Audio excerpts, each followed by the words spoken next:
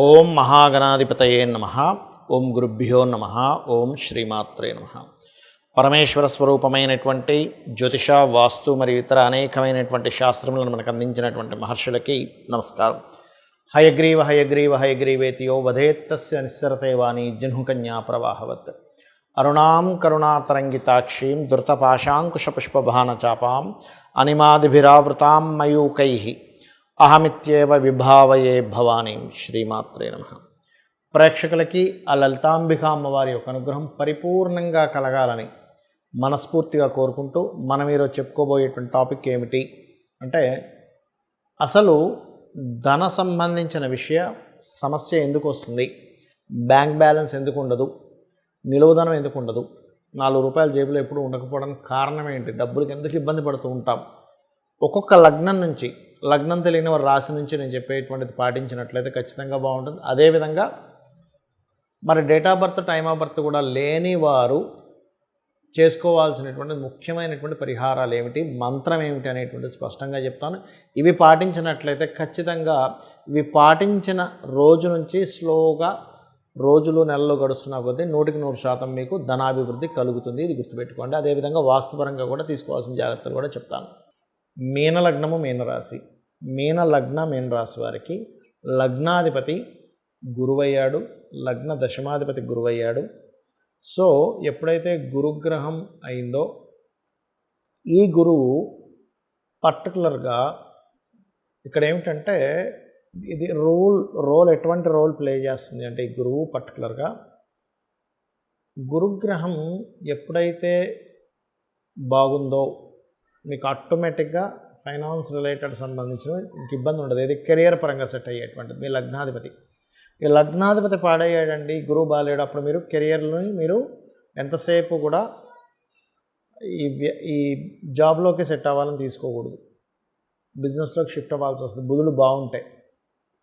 అయితే ఇక్కడ ఈ యొక్క మీనం వారికి పర్టికులర్గా మీనలగ్నం వారికి చూసుకున్నట్లయితే ధనస్థానాధిపతి కుజుడవుతాడు. సో ఎప్పుడైతే కుజుడవుతాడో ఈ కుజగ్రహం ధనాధిపతి అయినందుకు, ఫైరీ సైన్ అయినందుకు ధనము అద్భుతంగా ఈ ఎలక్ట్రికల్ రిలేటెడ్, పవర్ రిలేటెడ్ ద్వారా వస్తూ ఉంటుంది.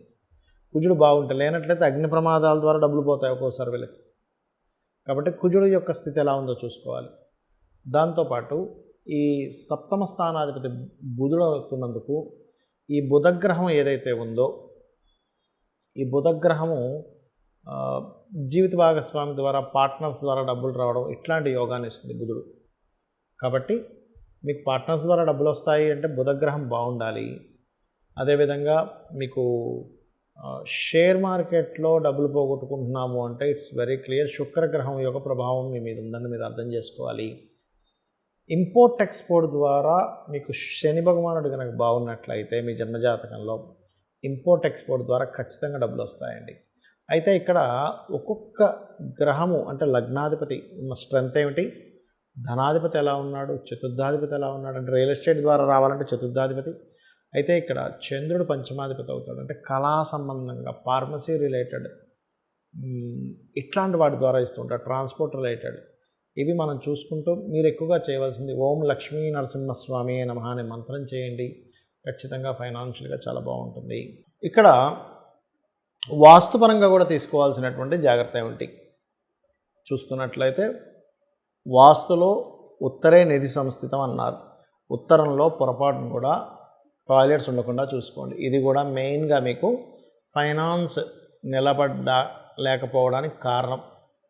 బ్యాంకులో డబ్బులు ఉండట్లేదు అంటే వాయువ్యంలో ఏదైనా దోషం ఉంటుంది, అంటే వాయువ్యం తగ్గడం పెరగడం ఉంటుంది. అంటే కొన్నిసార్లు వాయువ్యంలో కూడా టాయిలెట్స్ అవి ఉంటాయి, అది కూడా మెయిన్ కారణం అవుతుంది. మానసిక స్థితి సరిగ్గా లేకపోతుంది దానివల్ల.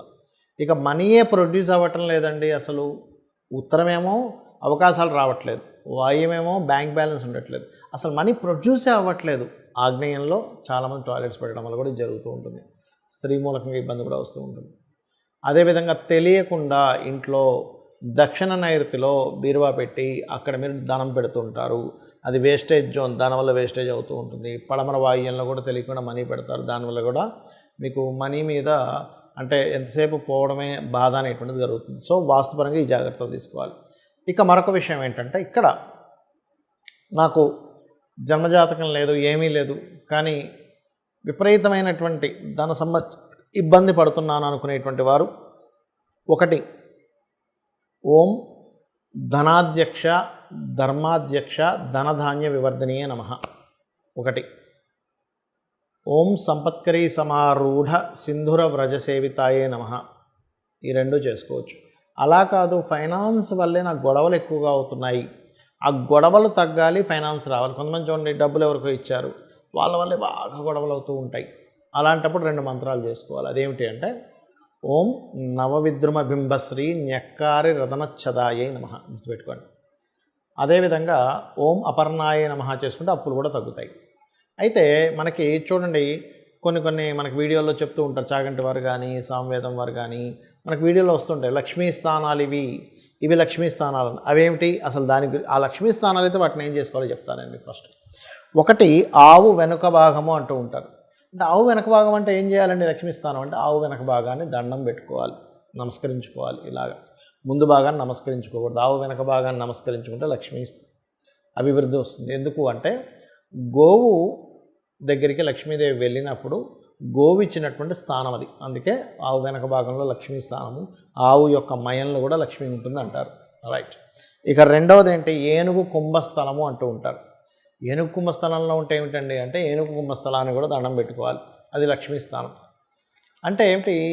ఇవన్నీ ఇంద్రుడికి సంబంధించినటువంటిది. ఇంద్రుడు ఏనుగు ఐరావతం అంటారు, మీకు తెలుసు కదా, అందుకే ఇంద్రుడు ఐరావతం మీద తిరగడం అది జరుగుతూ ఉంటుంది. అదేవిధంగా మారేడు దళం, మరి మారేడు దళం అంటారు కదండి, లక్ష్మీ స్థానం అంటుంటారు కదా, మారేడు దళంలో ఉంటుంది అంటారు కదా. ఏం చేయాలి అంటే, మారేడు దళంతో ఈశ్వరుణ్ణి కనుక పూజించినట్లయితే లక్ష్మీ సిద్ధిస్తుంది. వెంటనే ఏమంటారంటే చాలామంది, ఏమండి మాకు తెలిసిన వాళ్ళు చాలామంది చేస్తున్నారు, కానీ వాళ్ళు ఏం పెద్దగా కోటీశ్వరులు అవ్వలేదండి వెంటనే చెప్తూ ఉంటారు. కానీ ఇక్కడ ఏమిటంటే, లక్ష్మి అంటే కేవలం నోట్ల కట్టలు మాత్రమే కాదు అనే విషయాన్ని మనం అర్థం చేసుకోవాలి. సంతాన లక్ష్మి, మంచి సంతానం ఉంటే అది లక్ష్మి, సౌభాగ్యలక్ష్మి, ధనలక్ష్మి, ధాన్యలక్ష్మి, విద్యాలక్ష్మి. అంటే ఏమిటి? మీకు మంచి విద్య ఉంది, అది కూడా లక్ష్మే. మంచి ధాన్యం ఉంది, లక్ష్మియే. ఆరోగ్యం ఉంది, అది కూడా లక్ష్మియే. అసలు లక్ష్మి అంటే అర్థం ఏమిటంటే గుర్తింపు. మీలో ఉన్నటువంటి టాలెంట్ మీరు గుర్తించి దాన్ని అభివృద్ధి చేసుకుంటే అదే లక్ష్మి, గుర్తుపెట్టుకోండి. మనలో ఉన్న టాలెంట్ మనం ఫస్ట్ గుర్తించాలి. లక్ష్మి నా రూపంలో ఏ రూపంలో ఉంది నా దగ్గర, ఆ రూపాన్ని గుర్తించడమే లక్ష్మి. రైట్. అదేవిధంగా పద్మంలో లక్ష్మి ఉంటుందంటారంటే ఏం చేస్తారు అంటే, పద్మాలతో లక్ష్మీదేవిని అష్టోత్తరం చేస్తూ పూజిస్తే లక్ష్మీ అభివృద్ధి. పద్మాలతో హోమం కూడా చేస్తారు. పద్మముకు ఉన్నటువంటి స్థితి ఏమిటి మనం అర్థం చేసుకోవాలి. ఎందుకు పద్మానికి? పద్మం వాటర్లో ఉంటుంది, బయటికి చక్కగా విచ్చుకొని ఉంటుంది, కిందని చూస్తే దాని కాడ కింద చూస్తే మొత్తం అక్కడంతా నాచు బురద ఉంటుంది. అంటే ఏమిటి? ఇక్కడ మనం అర్థం చేసుకోవాల్సింది ఏమిటి? నువ్వు నీ చుట్టూ ఉండేటువంటి పరిసరాలన్నీ ఎలాగున్నా సరే నీ యొక్క బుద్ధిని వికసించుకున్నట్లయితే, ఇది వికసించుకోవడం ఇలా వికసించుకొని ఉంటుంది. నువ్వు ఎక్కడున్నా సరే నీ బుద్ధి వికసించుకున్నట్లయితే లక్ష్మి వచ్చి అక్కడ కూర్చుంటుందని దాని అర్థం పద్మం అనేటువంటిది. అలాగే ఐదవది శ్రీ పాపిట అంటూ ఉంటారు. అంటే ఈ భాగం లలితా సహస్రనామాల్లో ఒక నామం ఉంటుంది, శృతి సీమంత సింధూరి అనేటువంటి ఒక నామం ఉంటుంది. అంటే ఏమిటి? అమ్మవారి యొక్క సంబంధించిన లలితా సహస్రనామాల్లో అమ్మవారి పాదధూలికి సంబంధించిన ఈ పాపిడికి సంబంధించిన నామం అది. అంటే ఇక్కడ మనకి లలిత సహస్రనామాల్లో మరో నామం కూడా ఉంటుంది, సహస్రారాంబు జారూఢ సుధా సారాభివర్షిణి అని. అంటే ఏమిటి? సహస్రారంలో కూర్చొని అమ్మవారు సుధాసార వర్షాన్ని కురిపిస్తుంది. అంటే ఇక్కడ ఉన్నటువంటి అమ్మవారు ఇక్కడ ఉందంటే దాని పాదాలు ఎక్కడ ఉంటాయి? ఇక్కడ ఉంటాయి. అందుకని అక్కడ మనం స్త్రీలు సింధూరం పెడుతూ ఉంటారు. సింధూరం ధరించడం ద్వారా లక్ష్మీ అభివృద్ధి అవుతుంది అంటూ ఉంటారు. ఏమిటండి దానికి ఏమిటండి లక్ష్మీ అభివృద్ధి అవ్వడము అంటే, లక్ష్మి అంటే ఆరోగ్యం అని కూడా మనం చెప్పుకున్నాం.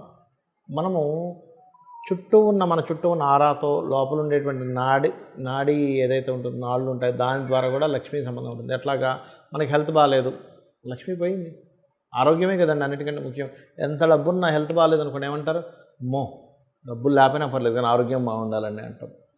ఈ సుధాసార వర్షాన్ని ఎప్పుడైతే ఆవిడ కురిపిస్తుందో 72,000 నాడులు తడుస్తున్నాయో మన ఆరోగ్యము మన సౌభాగ్యం అన్నీ కూడా ఆవిడ అనుగ్రహంతో నిండుతున్నాయన్నమాట.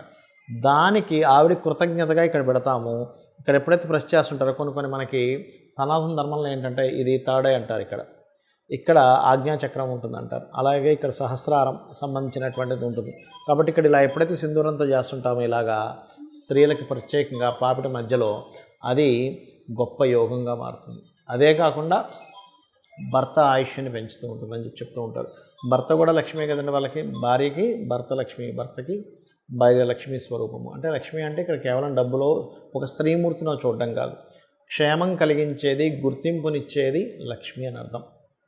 ఒక గుర్తింపు స్త్రీకి కానీ పురుషుడికి కానీ వాళ్ళ పార్ట్నర్ ఒక గుర్తింపు.